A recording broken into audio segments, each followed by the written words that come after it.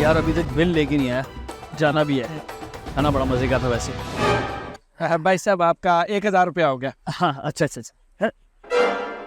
उय, लगता मेरा पर्स गिर गया कहीं यार, या फिर शायद मैं घर भूल आया हूँ। तेरे पास पैसे हैं? यानी मैंने तुझे पहले ही कहा था तू लेके आएगा, इस दफा मेरे पास नहीं है भाई। नहीं कोई बात नहीं, मैं आपका बिल दे दूंगा, आप टेंशन न ले, फिर कभी दे दीजिएगा। अरे थैंक यू सो मच, बहुत शुक्रिया।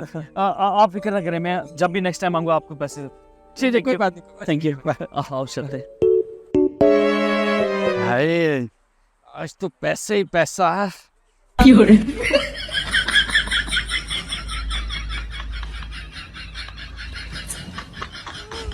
देखा फिर, मेरे साथ रहेगा ना तो मौज मारेगा। आज फिर काली मुफ्त का खाना। ओए ओए बहुत चल चल चल चल निकल।